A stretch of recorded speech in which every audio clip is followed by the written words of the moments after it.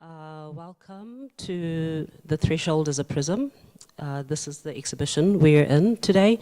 I'm the curator. My name is Marsha Harvey-Saxon, and this exhibition is part of an art fest that is being hosted by Kulturhuset, Stadsteatern here in Stockholm. And it is a great pleasure that we can activate the exhibition with conversations, reflections. We have a whole weekend, focus weekend today. This weekend focused on digging and on the archive. And so it's especially beautiful to dig into two artists who are exhibiting in the show. If you've had a chance to walk around, you'll have one installation behind the black curtains and one installation in the next room. But I would like to start by welcoming Dr. Anna Tellgren, who will be, who will be our moderator today. And Dr. Anna Tellgren is a curator of photography at Moderna Museet. Among her recent exhibitions are Annika Elisabeth von Hauswolf, Alternative Secrecy, as well as in Lady Barclay's Salon, Art and Photography around 1900, which were both shown in 2021.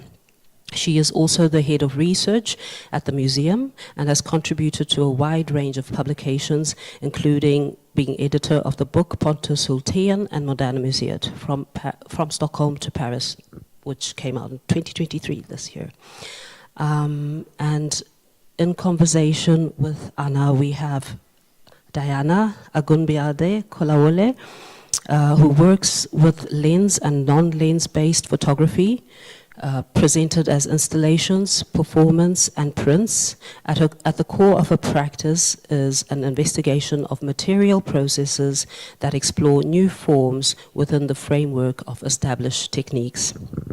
And I think when you experience Diana's work, you'll see what we mean with all those words. And I'd like to say, if you've only seen it in one light, try and see it in the several lights that are installed. There's a UV light, and there's a normal spotlight, and then there's complete darkness, and you'll get different layers of the work. Santiago Mostyn lives and works in Stockholm, but has strong ties to Zimbabwe and Trinidad and Tobago, where he grew up. His practice foregrounds narrative entanglements in pursuit of new understandings of place, both in cultural and psychic, both in a cultural and psychic sense. Mostyn has long been interested in the interplay of music, narrative, and the embodied self, with works manifesting as films, exhibitions, and curatorial projects. And I will hand over to Anna to facilitate and carry on the conversation. Thank you very much. Thank you, Marcia, and thank you for the invitation. It's fantastic for me to be here in the exhibition and together with these two fantastic artists. And I think a good starting point for our conversation is that you give us, tell us a little bit about the piece that you are represented with in this exhibition. So maybe, Diana, you could start. Yes. A few words. Yes. So the work in this in the exhibition is called Black Glow, and it's a development of an earlier work called Honest Portraits. And what's with this piece, I'm interested in what happens to the body when it's at rest. So earlier on, with the Honest Portraits, which their performance takes the same kind of format. So it's a photographic performance piece where I try to make an honest photographic portrait of myself in front of an audience. So what happens is there is a light-sensitive base, and then I put photographic material on my body, and then I make contact, and then I leave. And then the image itself appears in front of the audience. So when you see the work today, it won't necessarily look the same tomorrow. But when the works are not on show, they are stored away and they are at rest. So I was really quite interested in what happens to the portrait, which is almost like another entity, like a human being, when it's not performing or on show. And also with the work, because it's not a snapshot at any one time, it's constantly moving along. So I'm quite interested in what happens when you try to make a portrait of someone which doesn't focus on that decisive moment or the snapshot or the millisecond of time that represents a whole entire human being. So that's the work we have in the show. Thank you, and it's beautiful. May I ask, your portraits, your work is always, is it a portrait of you, or could it be also other people, or how do you? It's generally always me. I have made it once with another person, Axel, Annika, Carson, Rixon, and when we made the piece, I asked them to use water, because at the time I was using developer and fixer, which can be dangerous. So, I mean, they were quite comfortable doing that, but I didn't feel it was ethically correct to ask someone else to take that risk. I was very comfortable. I am comfortable taking that risk, but I can't ask someone else to do it. So we made the performance together. It was the only time I've ever made it with someone else. And we used water, and it did work. So we did that performance together as well. I'm sure we will come back. So, but Santiago, maybe you could also introduce your piece in the exhibition. The work that I'm showing is a series of framed photographs called 0818 Past Perfect. And it's a series of traditionally made photographic images. They're shot on film, they're shot with a camera, and they were made in conjunction with actually text work that I was working on, which was a piece called Notes on the Productivity of Nostalgia. And the pictures were made in journeys that I made back to the places where I grew up mostly, and places where I lived sort of before I ended up here in Sweden. And so I was trying to think of what the potential is of images to relocate us in these places where we have a deep connection because we've spent our childhoods there, or we have sort of meaningful relationships to these places. And then take that series of images, put them together, and see if it turns into, let's say, a portrait not necessarily of these places, but of one's relationship to these places, which of course is often very multiple and complicated in different ways. I'm always thinking of those places and where I am in time and space, and the way of presenting that in the case of this work is that I have the framed photographs on the walls, but the walls themselves are made of sheets of watercolor paper which I've prepared with cyanotype chemicals, as well as different other types of chemicals like iron oxide and copper sulfate, which react with the cyanotype chemicals when they're wet. And the wallpaper is not fixed, and so it's light sensitive. And so what it ends up being is that when the exhibition opens and the room is exposed to daylight or the lamps of the room, it starts to shift from a very light, pale lime green color all the way usually to a kind of dark oceanic blue. And I've shown the work a couple of times before in Paris and in Iceland, and the tone that the room turns is completely different in each of those places. And it sort of has to do with the light, how long the exhibition was on for, because it keeps changing every day depending on how much sun there is, how direct the sunlight is. And so it becomes a portrait of the room in which these images which I've taken are hosted. So it's a palimpsest, let's say. There's the place where you are, and there's the images that you're looking at, which show these places in my historical time. So is the idea that you will always present this piece, it will be different every time that you present it? It's like a performance almost, or?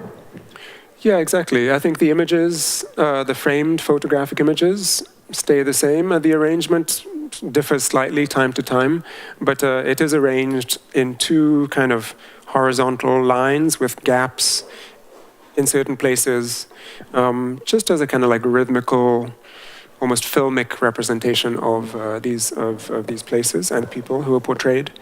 The room itself, being light sensitive, is reacting to whatever light conditions there are in that space. So you can say there are different editions of unique editions, you could call them. Yeah. I suppose that one reason why I'm invited here is that I'm curator of photography and taking care of this fantastic photography collection that we have at Moderna Museet with 100,000 photographs around, and we have the whole history of photography from 1840s until present day. So of course I'm very interested in your way of dealing with the history of photography and the history of the technique, the photographic technique, and how you use it. Because when I'm looking at your work, in the history of photography, photographers have always used camera-less photographs, photograms. Is that something that you have been looking at or thinking of? Yes. The first thing I learned when I started learning photography is photograms.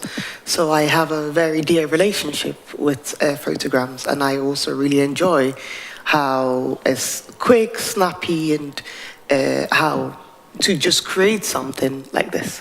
And I have also photogrammed a friend's baby when I was younger. But I think in terms of trying to work with this, I like that kind of technique of contact, because it records, or it tells us it records exactly as it's supposed to be, but it also records the things we don't see, because when you have the objects placed on top of each other, what is maybe aesthetically pleasing to us is the top that our eyes recognize. But what is recorded is maybe the dead space or the blank space, which is kind of holding what our eye sees. So I kind of like that aspect of photogram as well. So I think it's something that has always stayed with me, the kind of magic of putting something and then taking it away and then seeing what it looks like, because you can't precisely record from your eyes. You can't trust there's something mystical always in it. And all famous photographers have worked on photographs, so you are one of them. And you have in this work, Santiago, really, it says very clearly that it's analog photography. So you're also going back, now. Yeah, in a sense. I have a very classical photographic education, American. And I've fought against it tooth and nail, year by year, back and forth, but it keeps kind of pulling me back in sometimes. And I think I always try to kind of, at some point, because I was a sort of traveling exhibiting photographer for quite a few years in my 20s, and then realized that I wanted to stop because I didn't know what it meant to be myself in space, in places, being behind the camera. That kind of like power relationship was unclear, and I wanted to make sense of it. And so I think since then I've kind of broken it down and worked in different mediums, but I think I always come back to a sort of photographic thinking in terms of relating to the world. And we're speaking technically, but I guess one way that I relate to the photographic is metaphorically at this point, even though in this case I am working with photographic techniques. And I say that in the sense of, I grew up in the shadow of the British Empire. We both have a relationship to this strange and problematic and painful entity. And there's this wonderful metaphor that Gabby Moser, a Canadian photographic historian, has used, which is, she says that the archive is the negative of empire. And I think if you think about our place, and if you think about our relationship to empire and the histories that we have inherited and how we work as individuals in the world, I think you can apply a photographic metaphor to it. You take something, you shine light through it, you see its opposite, it in an alchemical process, it kind of comes into being on paper or on any other type of surface which can contain those chemicals. And then you see something there, you see an image, you see something made visually. And that is a sort of representation of the backside, the shadow, the space that's not, that the sun didn't hit, both technically, photographically, but also in terms of the content and the meaning and the reason behind using this technique in this way. Yeah, using it, I mean, the cyanotype is also, I mean, many artists now are using it. I think in one way it is, they are so beautiful and fragile in a way, but it also gives us the possibility to, as you say, show other things. Earlier when we were talking a little bit, I think it's also interesting that you are doing the opposite that everybody, what photographers and scientists did in the beginning of the history of photography. They are, I mean, the photographic technique has been known since the Renaissance, but how to keep the image on something, that was the problem, and that they could solve it in the 1840s. But could you elaborate a little bit on that, because you are doing the opposite in a way. You're doing something, and then it's changing all the time. When is it ready, or is it ever? Well, yeah, I mean, we've spoken about this earlier, but yeah, you know,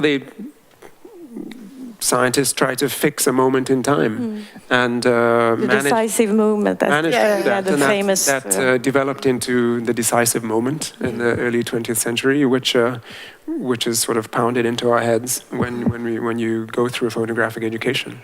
But then at some point it feels so Western, you know, to kind of like capture, to hold, to delineate. To say something is this is the moment. We all have a relationship to it, but then I think it's a very kind of, who knows how subconscious, but at the same time deliberate the process is of walking back on that sense of the decisive and making something which is a bit more open, a bit more kind of unhooked from the linear time that the post-Enlightenment thinking has given us, or that we've inherited. Yeah, I think it's with specific cyanotypes, it was used as a means to record an archive. That was how it was really used, especially with people like Anna Atkins, who used it to record plants, and it's a very scientific tool that's supposed to kind of record things like in this photogrammic way and very even blueprints and maps. House maps, plants, all that kind of specimen is very much a scientific process that then became something that's used as an expressive medium. And I think now it's because it's so safe, it's not toxic in that sense.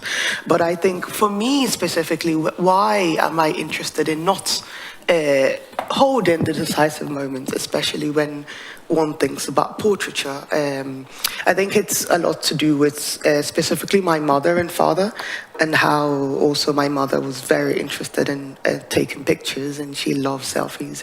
And also, you know, it was just one of those things that she just really enjoys it. And it wasn't necessarily true with the images that she was recording.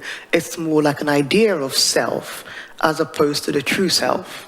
And there was that conflict, and I was here, and she was, you know, letting me know she was doing good, but she wasn't doing good. So the more glamorous the pictures were, the worse she was doing. So it was just so provoking, and I just whacked them away. And I kind of wish I kept them, but I kind of was really interested in actually how do you use this tool, which is so accessible, it's so democratic. Photography is probably the most democratic medium of expression that we have right now. How do you use that in a way that's kind of follows? How do you not precise? I mean, that small second does not represent a human being. So I was kind of more interested in taking not necessarily only the creative aspect, but the scientific aspect in order to allow, to not hold down the medium, to kind of give freedom to not be concerned with aesthetic ending, even though they are very pretty. But I was really interested in this letting go and not like, whatever story would be out there, there are multiple angles to get into it. So I think I became much more interested in opening up the medium and not kind of leaving it to suspicion or questioning, or this kind of dual relationship we have with photography, where we know it's supposed to be the truth, but also it's a manipulated truth. So I was kind of interested in that kind of duality of trying to take away as much of the corruption. I really don't like the word of like the corruption of the lens or the violence of the lens, but I think I want to say close to that, but not using those precise words. So. But I mean, today it's probably more true than ever with the digital photography and print that it's not the truth. you can do anything. But I think it's interesting how both of you are using the technique. It's like a performance in a way in your work, performative aspects. It's an installation. It's lens-based. It's photography. It's also film. I mean, Santiago, you have been working a lot with also film. Have you also worked with moving images? Not as I have. Yeah. But I don't think I am happy with any output. But I think that's interesting how you can use all these possibilities and make something else. But even so, you have some connections to the history of photography that I also think is super interesting. Yeah, I think the photography is so interesting, and also it has a relationship to all mediums. I mean, now we're talking about the actual materiality, the end result of photography, but it was used as the camera obscura to do drawings, to record, and also in relation to print, you know. So I think there is so many avenues to engage with within photography, not just only with the kind of medium or the technique, or also in talking about thinking in a photographic ethos as well. So what does it mean to perform something with, I mean, you can make a lot of things permanent. Now we call it photography, but it also lends itself to printmaking, filmmaking, and all of that levels of, you know, we can even look at animation and layering of images and a lot of other aspects of the medium. I have also, these days are about digging, about archives. So how do you see that in your work? Are you using, is it your personal archive? Is it that how I should see your way of working? Yeah. Or, I mean, is the work kind of archive, or have you used your personal archive in your work? I mean, in the case of this series of photographs, I guess at least my approach to photography came from, let's say, a lack. You know, we moved around a lot when I was growing up, sometimes forced, sometimes not. But of course, the things that many people in the world have in terms of, I don't know, a childhood home or photo albums, things like that, you don't have if you're displaced, or they get lost, or they get burnt, or they get thrown away. And so images, family photos, let's say. I have some experience of them from when I was younger, but then they disappeared. I don't have any family photographs or paraphernalia or sort of anything like that. And so when I first started making photographs, I think there was a strong pull just to the fact that I could, the first realization that I could literally make images which can contribute to the images that the memories I had of the images in my mind from when I was younger, both ones which were on actual prints and also just memories, and contribute to that existing collection and also continue it, And in a way, it's what everybody does when we kind of like profile ourselves and things like that. But I think it comes from, it comes in, at least in the way that I came to it. It was a more kind of core understanding or need to build on what had disappeared. So in Past Perfect, it's your own photographs that you have been taking during 10 years? Yes. Yes. Yes. So it's not that you have been in other archives using... No, I mean, there's one image in the series actually which I didn't take. You can go and see and try and guess which one it is. But no, they're all images that I made in the kind of encounters that I had with the spaces and people in the places I grew up, which are places which are foreign to me now. But it's the memory of other images, or it is in a way, yeah. That you have in your head, or. Well, it's such a mix, If you go through a photographic education, again, you have the images, you have your own memories, which is one set of images.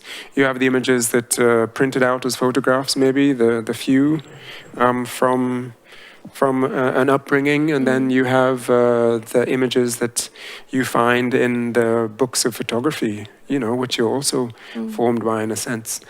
I have to admit that when I think just in terms of framing and content and depth and so on, I mean, the images I make are kind of in a vernacular American tradition, let's say, even though where they're taken is different and things like that. But that's the thing that I've been kind of yo-yoing away from and back to, trying to make it something which is more personal, but also something which is stakes its claim elsewhere in a kind of psychogeographic cartography of the world. And Diana, you have also you collect. When you do your performances, it's recorded sometimes not. But that you collect that in kind of your own archive, or how should you? I see. Yeah, I mean, every performance is recorded, but I don't necessarily always show the process stage, especially in the exhibition. And specifically for this, we asked to not have the performance recorded, but someone did record. And I did get the footage. So I did a book in 2018 with all the performances, so like an image from the performance, and also at that stage, the photographs of the artworks that had been produced from the performances. And I made it into this with the same ethos of the work, where there is no beginning or end. So it's kind of done with this Coptic stitch that's quite loose, so you can always spin the book round. It's not, I mean, I don't give you a beginning of end. You can find which is the natural way. And it also has this raw photo paper. So as you look at the piece, depending on how you lay it, that also makes a record of how you handle the book and how that functions. But I think, it's interesting because when the performance takes place, I'm never the witness. I'm just present. So I'm always curious to see what it looked like, what can other people see, and also specifically when I first step off and the work is created, I never see that. So it's often like I thought about it not so long ago, and I thought, oh, I can never stand here and kind of experience the same thing everyone else does, where you just kind of watch the work just kind of like come to life, and it's like, you know, that aspect I kind of miss, so I get to have that from other people's archive, like sending me how they record or how they experience or what they found valid to record. And what's quite interesting is that I get their archives. So when the book, I always have to then remember who took which photo and then credit them, and you know, that kind of stuff, which is also quite fascinating. So when you go back, or when you like retrace the person, it could be just a random person that I would never meet again, but insists, oh, I have the picture, you should have it. And then I have to say, hey, how are you doing? Is it you that, you know? Mm-hmm. So it also relates back to this like relationship with an archive that someone else built for you, but which is also incredibly valuable in that sense. So you create your own archive, or is this that you tell us about now part of the piece, if you understand? Yeah, yes. I mean, yeah. Yeah. Mm-hmm. Yeah, so, I mean, one aspect is that I get the content that other people create for me because they feel it's important that I have that. And then also with this record of the performance, that archive, it's constantly evolving. It's never static in that sense. So it's an archive that's always current, that you never need to update. So I also find that interesting, that the moment you look at it, that is the valid moment to have it as this archive. And then also, and also with the content I receive, they do build their own, because I think it's also an involuntary archive in a way. And as long as, especially now with the people posting the pictures, so I can always see what it looks like. But I remember when I showed the piece, not the specific one, the honest portraits, which is slightly different to this, at Statens Konstråd. It was on for a year, and I made a new piece specifically for them. And they were really interested in trying to archive it. So I said, oh, maybe you can take one photo a month from the same angle or whatever. But I don't think I ever saw that archive that was supposed to be purposely made. So I think it's also interesting in the labor of putting together an archive as opposed to one that grows much more organically and is done from, I guess, a place of need or passion or want, as opposed to be a chore. So there is that kind of difference. But I should see if they took any photos, actually. That's very interesting how you collect these kind of works that you present here. And I should say also that you are, both of you, represented in the Moderna Museet collection with the film by you and from the honest portrait. Yeah. Okay, maybe thank you. Maybe we should open up for questions in the audience. If there are someone who would like to, who have more questions. Yes, I have a mic here. I thought I would jump in with a quick question for Santiago before passing on the mic to someone else. You, like in this space, are doing a recording of the room in a way, and you've done this in other spaces with the similar installation, and I wanted to ask you to explain a little bit more about what you record, and if you have had a chance to compare these different locations as you've been collecting them. Yeah. Well, I mean, it's simply that the walls of the room, which react, the chemicals in the paper react to the light, and light is different in different places. You know, depending on where the room is, it gets hit with direct sunlight. Light in the north is sharper, the process is very similar. I mean, it always starts with the same sort of very, very light green tone, but then it ends in a range of blues. And the speed at which this happens, whether it's sort of a matter of days or weeks or a couple of months, and the blue that it ends up as has been different each time that I've shown it. I showed it in Iceland in late winter, early spring, and the space where it was shown, the museum had, direct light coming in through one of the windows, and it became deeply oceanic. It was sort of blackish blue. It was kind of the director of the museum was saying that it was changing even sort of weeks afterwards, even though it had kind of come to what we know as the final blue of cyanotype. It was left out and became something else. Here it's gray. We haven't seen so much sun. We're facing north. So there is light, but it's the room itself doesn't have that same richness of blue in it. It's more kind of grayish blue. And I think it's only a chemical process, but being also alchemical, it's something which I feel like does give some kind of literal or metaphorical, I'm not sure, resonance of how it feels to be here.